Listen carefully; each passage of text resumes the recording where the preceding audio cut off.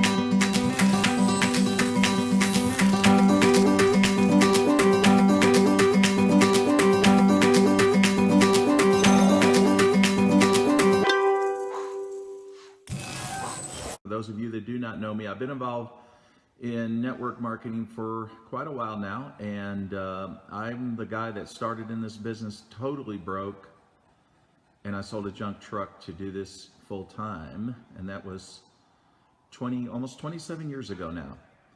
So for the last 27 years, I've been full-time in network marketing. If that interests you, keep listening. I'm going to give some acknowledgement out to those who are joining us. And let's see who we have here. Let's see who we have that's going to come out of the woods, come near the campfire, and be acknowledged. It's a cold Monday night tonight. Angelica, excuse me. Hey, Angelica, nice to see you. And Olenia Sullivan, all right, from Tennessee. Greg, nice to see you, my friend, in Colorado, man. That guy's a cowboy, I'm telling you. And Avatar, nice to see you. Roberto from New Jersey, good to see you. Karine, I believe Belgium, isn't that where or is it Denmark where you are? You're up late, girl. You are up late if you're in Europe. Valerie, how are you? Nice to see you. Rocio, nice to see you. Warner, what's up in Maryland? Good to see you. And let's see, who else is here? Emmeline Utesi from Davao, Philippines. Good to see you on the call as well. It's not cold in the Philippines. Philippi in Florida, nice to see you. Congratulations on your book. And who else is joining us here? Cecilian, nice to see you. I don't know what country that is. I'm sorry, I'm lost. I don't know if I could find that on a map. Hey, Christina, how are you doing? Oh, you overthink everything. Listen to this. Oh, that's funny. Well, you're a thinker, girl. You're awesome. I love everything you do. Hey, John in Baltimore. What's up, dude? Nice to see you tonight. Who else is out there? Who else do we have out there? Good to see you, that's for sure. She's out in East Canada out there. British Columbia, man. Not British Columbia, I forgot. No, you're not in British Columbia. Where are you? I forgot. Hey, Scott, nice to see you as well down in Knoxville, Tennessee. Sicilian, he's in the Philippines. Nice to see you as well. Iris in the Philippines. Got some Filipinos showing up. Daisy in Florida. Good to see you. Okay. All right, it was West. Yeah, you're West. All right, there you go, Christina. George in New York City. Okay, you are in British Columbia. Okay, I thought you were in Victoria. I don't know where I got that. Where's Diana Krall from? I forget, She's awesome. I absolutely love her music. Her early stuff anyway.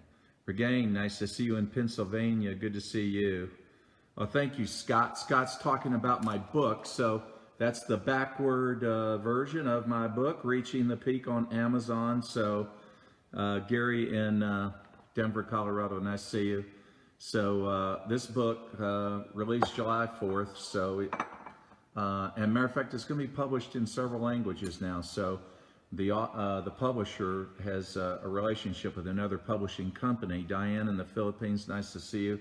And they're going to be doing that. So that's going to be nice to. We got Spanish coming out hopefully in January on that book.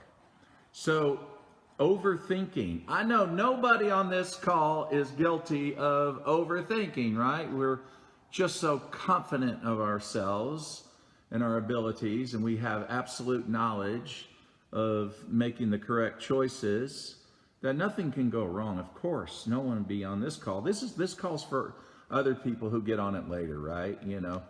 That overthink. Some call it, they have a different way of expressing it. Maybe they call it analysis paralysis. Analysis paralysis, where we analyze something to the point we just can't take action because we're indecisive about it. And the thing is, oh, thank you, Megan. You're a sweetheart. Miss Lee from South Korea. Annyeonghaseyo. Nice to see you on the call. So the thing is, that's really what it's all about. It's just a situation that a person's in, and he just can't make up his or her mind on what to do. And so, so it's just overthinking. It's overthinking it. And I'll tell you, the people that have some of the hardest, I guess, struggles with this are educated people. Have you ever noticed it's really true in life? If you ever research it out, that the majority of the wealth in the world is not really so much with the educated, it's with people who are entrepreneurs. It's not the people who went to the universities. I mean, I went to college, and nothing wrong with education, okay? I totally believe in it. Believe me. I mean, we need doctors. We need surgeons, okay? You just don't want me to be the surgeon, okay? I'll walk in there with a chainsaw and I'll say, okay, now where do we begin, That would not be a good thing. You don't want me as a surgeon. But we need surgeons, so we need education, okay? You need lawyers. What can I say? But what I'm saying is that I'm just saying statistically, and I'm not saying this is network marketers. It's true for, those who've gone into network marketing and had very little education, became a success story. Look at me. The guy who was the janitor, the guy who was mopping floors at night, cleaning floors at night. That's right. A guy like me. And then, how it worked out for me. So it does for some. It does for some. And then there's other fields of success that people have done very well in, whether it's investing or if it's the stock market or if it's real estate. But I'm just saying it's interesting statistically that when you look at the majority of the people that have become very wealthy were more entrepreneurial driven. It wasn't the ones with the degrees and went to Harvard, went to Yale. Okay, that's not the case. As a matter of fact, the most educated ones don't really make a lot of money. So the thing about it is, but having said that, and I respect those people. I really do. I mean, because it amazes me. Even my son Alexander, who's 17, it amazes me how smart that kid is. I mean, he's smart. He can play a piano. He can, I don't care what it is, calculus, trigonometry, things like that. It's like a language to him. I look at it and I start getting a headache. You get what I mean? But when people like that come into our business, they tend to overthink it. And I can see it in their faces sometimes. Hey, Shirley from Indonesia, nice to see you. I can see it. I remember when I met with someone once, and so he immediately got out his laptop, ready to take a lot of notes. And I could see it just on his face, analysis paralysis. And I told him, I said, I'm going to tell you right now, this business is 90% attitude and emotion and 10% knowledge. You've got it in reverse. You're thinking it's 90% knowledge and 10% attitude and emotion. It's not. It's the reverse. But the thing about it is, what educated people sometimes will do, they'll look at this business, they'll overthink it, and they'll think, wait a second. I went to this university to get this degree. That was 4 years, worked my butt off. I mean, just studied and studied and studied and worked so hard. And then you come into this company and you see six-figure earners, seven-figure earners, and then it's like, and they don't have any education and they're making that kind of money. It's got to be harder than that. There's got to be a reason. There's no way uneducated people can make that kind of money. It doesn't make sense. Now, they're not going to say that to you, but that's what they're thinking. So that's when I like to, Asila from Northeast India. Nice to see you on the call. Jenny, nice to see you in North Carolina. So that's what a lot of them think.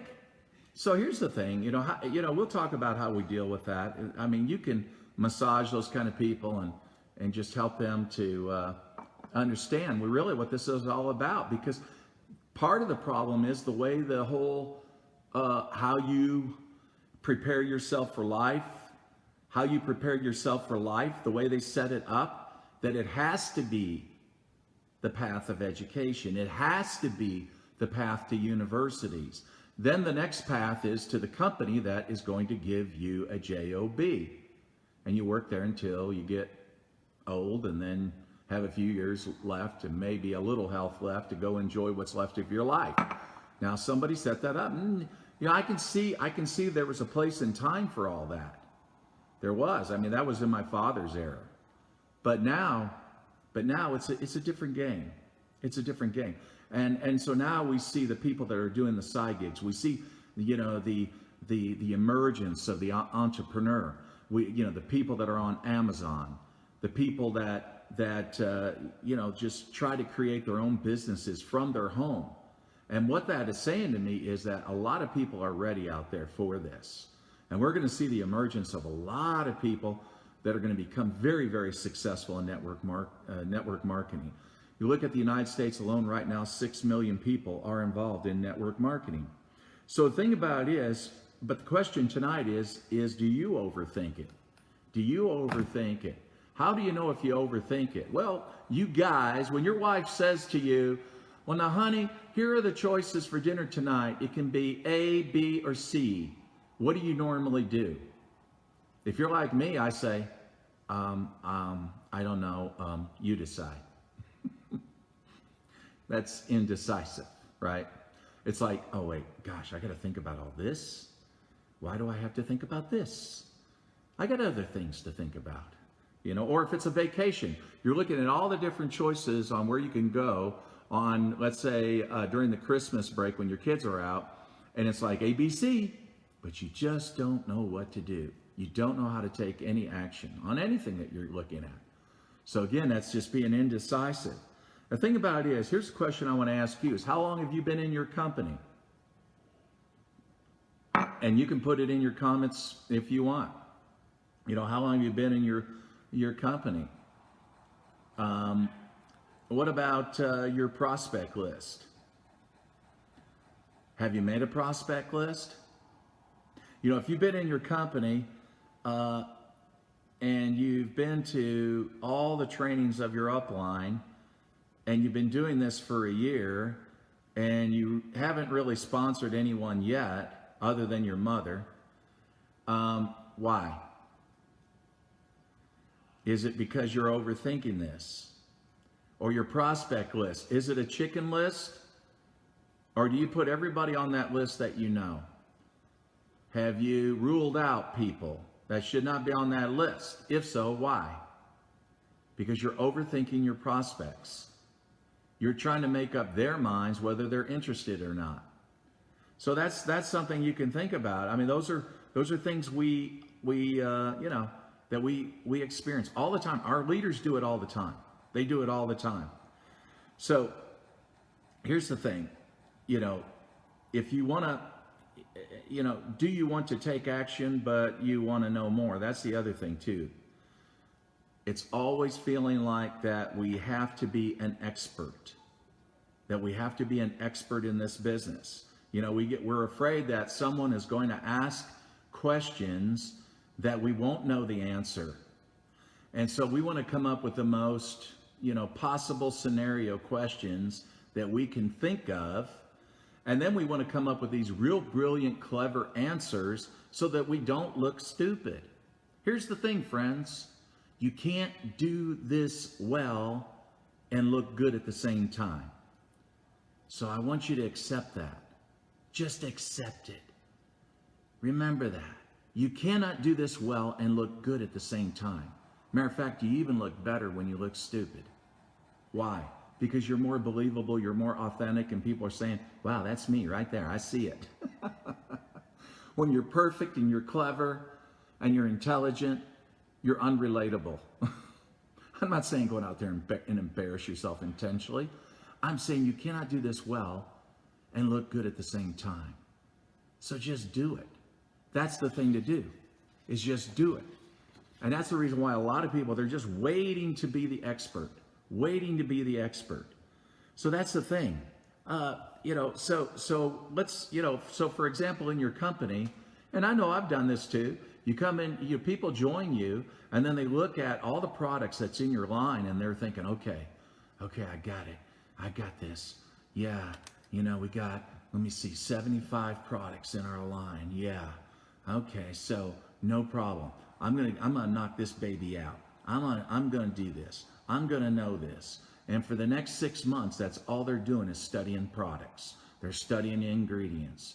They're going to this doctor's lecture, that doctor's lecture. When you go to your conventions, then they're going down to the breakout room where the doctors are. They're going to explain all the products. So that way they can be an expert in all the products. Again, they don't want to look stupid, right? When somebody asks a question about the product, I've got the answer because I'm the expert.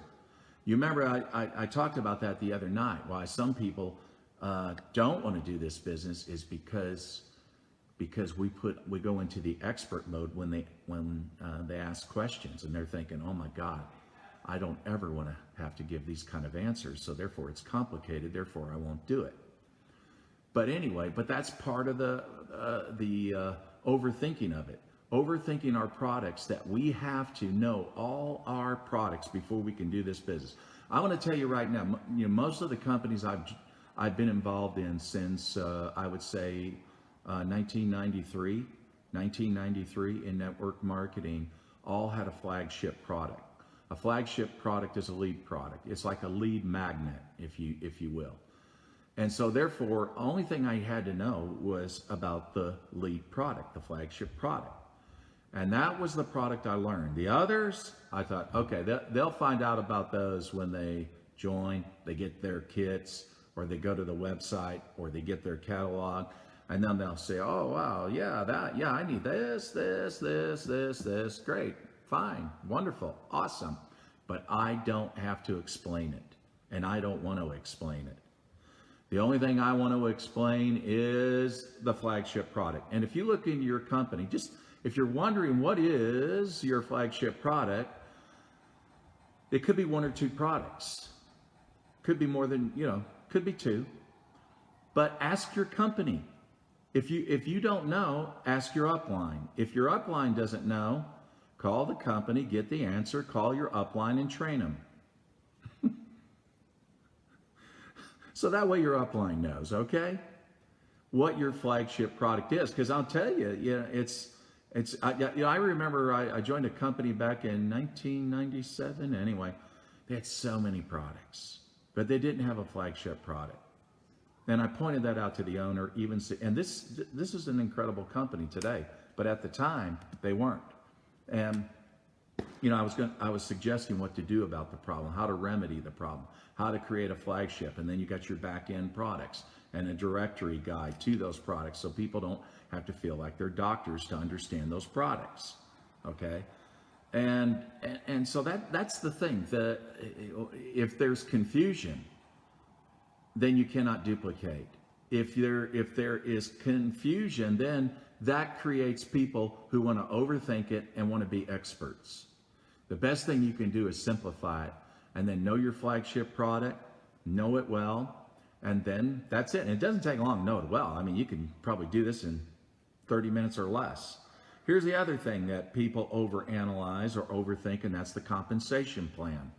So they join you, And then some people, I can remember the days when we used to love to explain compensation plans at our meetings. Oh my gosh, was that fun. I used to love to do it too. You know, walk up to the white chart, you know, that big old board, you know, all right, this is it. I'm going to kill it tonight. I'm going to show them. I'm going to show them all these. I'm going to draw all these zeros and I'm just going to show them. I'm just going to show them a chart, how to build an organization, generation, how many, well, the difference between a level and a generation, what a pass through is, what, you know, how you get infinity, you know, all that stuff. And that's more of a man thing. I thank God women have brought us to our senses. Okay. A lot of you great ladies out there, you know how to simplify, take complexity and make it a lot easier for people to understand. But I can remember when we used to do that, when we used to explain compensation plans. You look out there in the audience and like everybody's, you know, hypnotized. Everybody's hypnotized. If your hand goes to the left, they go to the left. Your hand goes to the right, they go to the right. You know, it's really comical. You should have been in some of those meetings. You really missed out on that one. But I'll tell you the truth. Quick story. I remember one time I was up in the state of Maine. It was an October night, cold, and I was right out in the middle of moose country at an old wooden house that was over 100 years old, and I was supposed to meet a leader there to do a meeting. Her name was Martha Bankston, an incredible woman. Anyway, so I had never worked up in the state of Maine before. So here's a southern boy from Tennessee up in the state of Maine, right? And so there I am. So I go into that wooden school, and nobody's there but me and her now. So she says to me, "Go ahead and set out 50 chairs." And I looked at her because I didn't think anybody was going to show. Maybe the moose. And I said, "Really?" She said, "Really?" I said, "Okay." So here I'm opening up those metal chairs, you know, setting them all out. And then all of a sudden, come 7 o'clock, I'm hearing this boom, boom, boom, boom, boom, boom, boom, all these car doors, right? Next thing I know, the room is filled with people. She's got the table filled with products. And in the meantime, I'm looking at her and then I'm looking at the people. And I'll never forget that night. And I looked at those people and I thought, oh man, I'm in trouble. Because I put on an easel a big blown up version of the compensation plan. Huge, huge, huge, right? And so people would look over at that even when she was talking. And I thought, I'm in real trouble tonight. These people are not multi-level people. These people are just not that kind of crowd. I am so screwed on this one. And so then I wasn't sure what I was going to do. Finally, she finished a masterful presentation of the products, and then she said, "Now I'm going to introduce my upline, Jeff Alkilberts. Would you welcome him?" They'll clap. And I go walking up there, and I did just my instincts. I lifted the compensation plan off the easel, and I threw it behind the table where the products were so they couldn't see it. And this is what I did. I said, "How many enjoyed Martha's presentation tonight? Did you enjoy that?" Hands went up. I said, "Let me ask you a question. How many of you can see the value of these products?" Hands went up. And then I said, "Let me ask you this. How many of you, instead of paying retail, would prefer to pay wholesale for these products?" Hands went up. It's very important to get people to get their hands up, right? You get them engaged in the meeting. That's what I did. And again, I didn't plan this. This came by desperate instinct. And then I said, "Well, all you have to do to get your products at wholesale is just fill out a membership application like you would do it at a Sam's Club or something like that." Or yeah. And so then I said, "And then let me ask you this. How many of you would like to get your products for free?" And their hands went up. And I said, "Well, here's how you get your products for free. Think of those people that you love, that you want to have them with you as long as you can. Your relatives, your friends, and people like that. You want to make sure that they stay healthy. All you got to do is just introduce these products to them.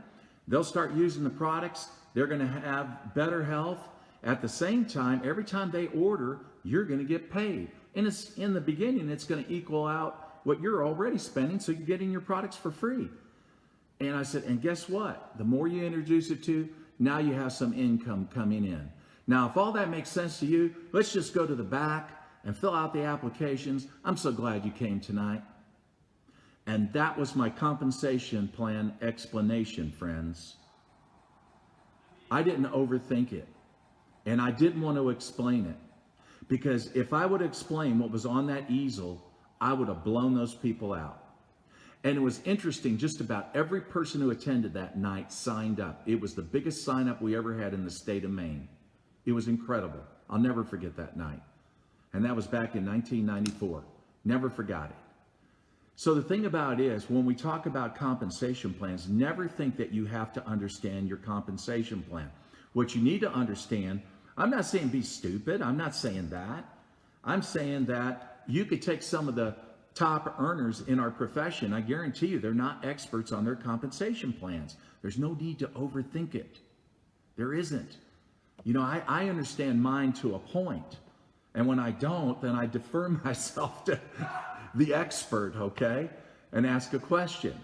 And so that's what I do. But what I'm saying is what you need to understand is the activity. You know, when the company I joined 21 years ago, all I asked was, what do I got to do to go to the top? And they said, build 3 teams. Okay, I can do that. Build 3 teams. Got it. Got it. That was it. In the beginning, that's your foundation. So you got to focus on your foundation. And there's a lot in your compensation plan that's going to reward you in that foundation. And so that's all I focused on was that. So don't overthink the compensation plan. Now here's another area. And that's where you compare yourself to others. You overthink it. So you're looking at, you know, nothing worse than seeing someone that, you know, they come to your convention. You've been in your company now for 2 or 3 years. They've been in for 6 months. And here they hit the second position in your compensation plan and you're still struggling to get to your first. And you start thinking, what are they doing that I'm not doing? I mean, they don't look any smarter, brighter than me. What are they doing? And again, we're overthinking it. There's a lot we don't know. There's a lot you don't know. For example, did they bring over a team from another company? That happens from time to time. It really does. I've seen that happen.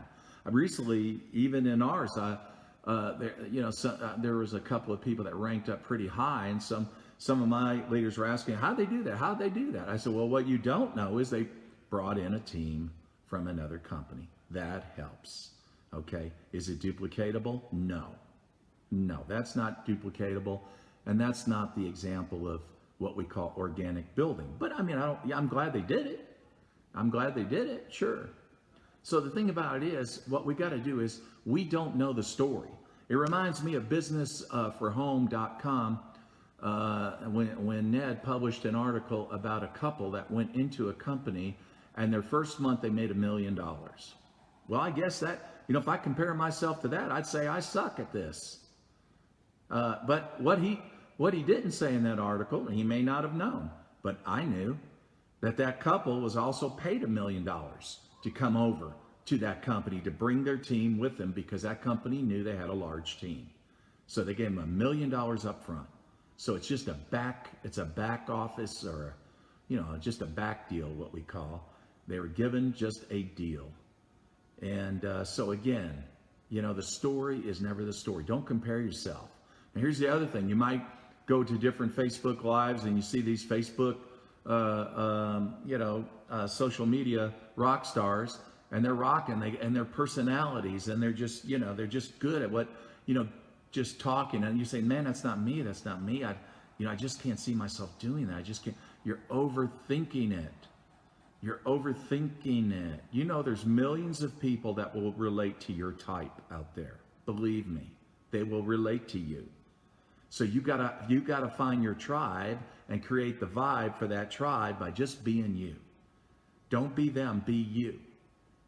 Because you're never going to be happy if you don't do it that way. You're trying to be something you're not. And what you are, you're good enough. So don't overthink this thing. What you need to do is just show up and do it. Just show up and do it. So, and here's the problem. And this is a part of the overthinking. And that's where we compare our present to our past. We compare our present to our past. So we're thinking about, and it's negative because it's a spiral of negativity where we start thinking about all our regrets, things that did not work out, that we had hopes, aspirations of our life and things like that. And we focus on that negative energy. You know, it's just like a man. I had a man from Mexico send me a message before I got on this call.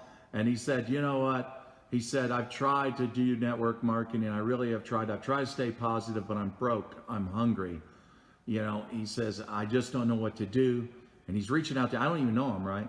So, and I just, and I use Translator. I sent the message back in Spanish to him. I said, first of all, if you're hungry, I said, you have to have friends and relatives. So I want you to go to them. Number two, I want you to go get a job. I want you to not do this full time because you're not ready for it. I want you to get a job and do it part-time, become a part-time success story in this business. And I want you then to reach back out to me and then I'll be glad to help you. And I said, you need to focus on what you want, not what you don't want. And that's with people like that, that's too much. Once they get in that spiral, it's like a tornado. It just sucks all that negative. And it's hard to get out of it. It's hard to get out of that because we're thinking about what we don't want. We're thinking about what we hate. I know, I went through it. I can remember those days before I sold my, a junk truck. I remember, to get started. I can remember I kept thinking about my life, when I lost my major accounts, I was broke, had no money coming in whatsoever. And I just thought about, my life, and I'm thinking, this is horrible, this is terrible. And that's all I thought about. I thought about what I didn't like, but I didn't think about what I could do to change it. I thought about the problems, not the solutions. And then when I shifted, and I did start thinking about the solution, I thought, what do I have to do? What can I do to change this? Then I saw what had been in front of me for a long time. A junk truck. And then I said, that's it. That's the answer. The junk truck's the answer. And so that's when I picked up the phone, called the junkyard, said, will you come out and tell me what you'll give me for it? Came out, gave me $400. And I'll tell you what, that changed my life. Because I took that money, I took 200 of it, put it into products, and I hit the floor running. The solution, the activity, that's the thing. So here's what we need to understand. And if you write this down, you can carve it into stone if you want. That what we need to understand is this is learned not by studying it, it is learned by doing it. This is learned not by studying it, it's learned by doing it. Yes, you're going to fumble. Yes, you're not going to look good. Yes, you're not going to have all the answers. All you have to do when you don't have the answer is be honest and don't worry about looking bad. Say, I don't have the answer. That's a very good question. What I'd like to do now is, if you allow me, I'll put you and my upline in a Facebook Messenger chat, and let's get the answer to your question. You see what I mean, friends? That's what you do. You simply reach out to those people who've been in it longer than you. They'll be happy to jump into the conversation. You don't have to be the expert. Teach your people. They don't have to overthink this. They don't have to be the expert. They don't have to know the answers to product questions. When somebody, you know what my product training is? Open the bottle, okay? Take the product out. That's step one. Okay, step two, put the product in your mouth. That's step two. Step three is wash it down with water. Product training's over. Hope y'all had a good night tonight. I'm having fun with it, okay? It's okay to know, like I said, some brief things about your product. I'm just saying brief, because keep in mind, when you're prospecting people, you're training them. Now, that doesn't mean they're going to join you. They're asking themselves, do I like this training? Can I see myself doing this? Keep that in mind. Because if it looks complicated, they're going to say, well, it sounds good. Let me think about it. And then you don't hear from them again. I'm just saying, friends, when it comes to, if somebody asks me and they ask a scientific, I've had people do that. They'll reach out to me and ask me scientific questions, and I'll say, oh, wow, I'm not a doctor and I'm not a scientist. Well, I guess you could just research that. Let me tell you where I think you might be able to go to get that answer. Sometimes I'll say, you know what? I really don't know the answer to that question. All I know is when I take the product, I feel better.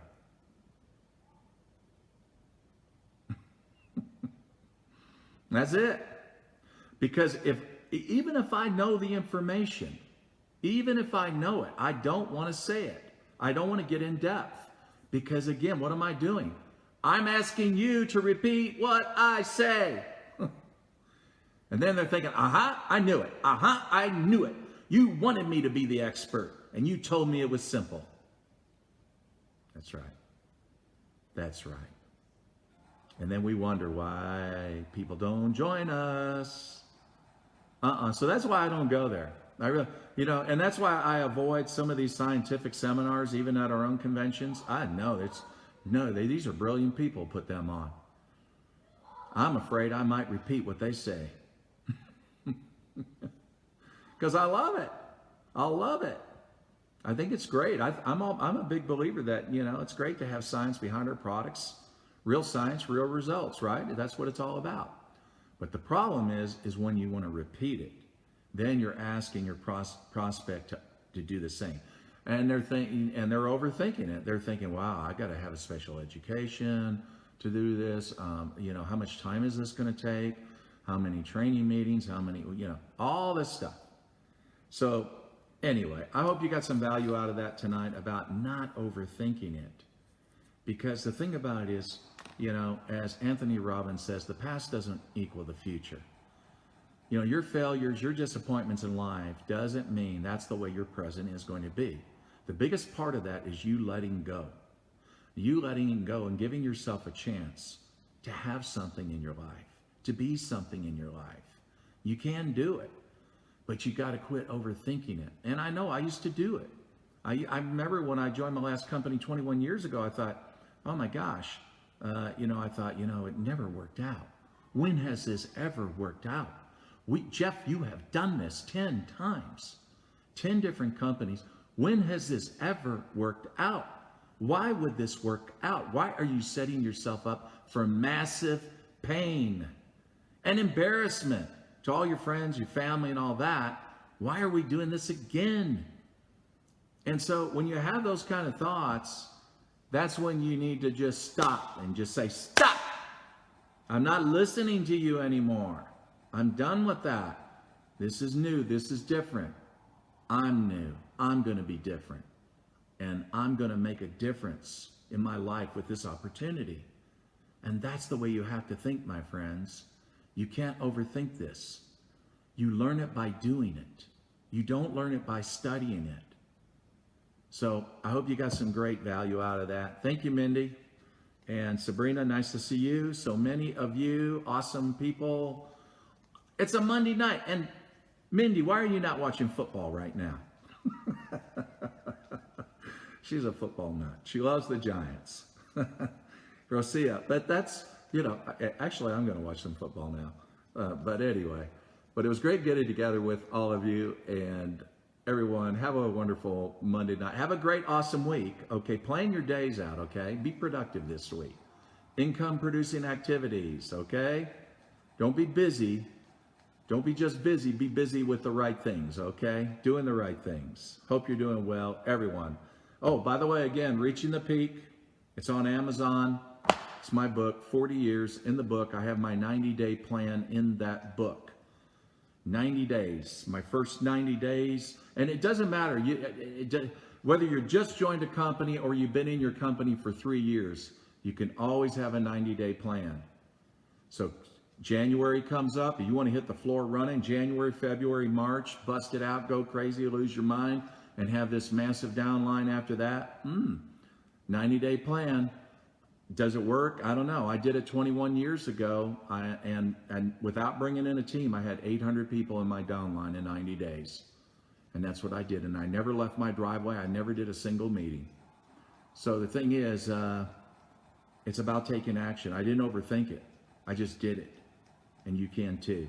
Thanks for being on this call tonight. Thank all of you. Thank you, Mindy. Bye-bye.